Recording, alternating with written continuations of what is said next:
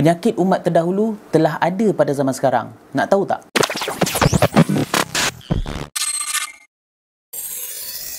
Assalamualaikum warahmatullahi ta'ala wabarakatuh. Jika tiada dahulu, masakan pula ada zaman kini. Begitulah kehidupan ini, di mana kita dapat lihat setiap perkara yang berlaku itu pasti mempunyai kesinambungan dari perkara yang pernah berlaku suatu ketika dahulu. InsyaAllah pada video kali ini saya akan kongsikan beberapa penyakit umat zaman dahulu yang pastinya penyakit-penyakit ini telah membawa kebinasaan kepada mereka. InsyaAllah, jom kita lihat bersama-sama. Cerita berkenaan tentang penyakit umat terdahulu ini diambil daripada hadis yang diriwayatkan oleh Abu Hurairah radhiyallahu anhu. Beliau berkata, aku mendengar Nabi SAW bersabda, umatku akan ditimpa penyakit yang pernah menimpa umat terdahulu. Sahabat bertanya, apakah penyakit-penyakit yang pernah menimpa umat terdahulu itu? Nabi SAW menjawab, penyakit-penyakit itu adalah: pertama, terlalu banyak bersukaria; kedua, terlalu mewah; ketiga, mengumpulkan harta sebanyak mungkin; keempat, penipuan dalam merebut harta benda dunia; kelima, saling memarahi; keenam, dengki mendengki sehingga menzalimi antara satu sama lain. Hadis riwayat Hakim. Baiklah, jika kita lihat umat di zaman kini banyak bersukaria tanpa batasan. Manusia lebih fokus kepada keduniaan tanpa memikirkan akhirat sebagai matlamat utama. Oleh itu, banyaklah berlaku hiburan sana sini yang telah membawa manusia ke jurang kemusnahan. Selain dari itu juga, manusia juga tidak lari dari mengejar kemewahan harta. Bahkan ada yang telah lupa bahawa nikmat harta yang diberikan itu adalah milik Allah Subhanahu Wa Taala. Ada juga di kalangan manusia yang mengejar harta sehingga sanggup melanggar syariat dengan tidak mempedulikan halal haram dalam harta yang dicarinya. Selain itu juga, manusia sanggup menipu demi mendapat keuntungan dunia yang sementara ini. Mereka lebih mengutamakan kepentingan sendiri tanpa melihat keuntungan yang didapatkan itu telah membawa kesusahan kepada orang yang tidak berkemampuan. Bagi mereka, dengan penipuan sahaja dapat mengejar kemewahan dengan cepat daripada menjadi jujur dalam perusahaan. Baiklah, antara sifat yang seringkali terjadi kepada umat terdahulu ialah banyaknya berlaku pergaduhan antara manusia. Hal ini telah berlaku pada umat akhir zaman ini. Banyak sekali isu pergaduhan antara manusia yang dapat kita lihat di media sosial. Dan jika diteliti, punca pergaduhan ini adalah berlaku kerana adanya sifat dengki-mendengki antara manusia itu sendiri. Mereka tidak dapat menerima kelebihan dan kekurangan antara satu sama lain. Jika ada lebihnya seseorang, maka ada pula yang cuba mencari jalan untuk menjatuhkan. Jika ada kekurangan, maka dijadikan pula tempat untuk melampiaskan kehinaan. Inilah antara penyakit umat terdahulu yang banyak berlaku pada akhir zaman ini.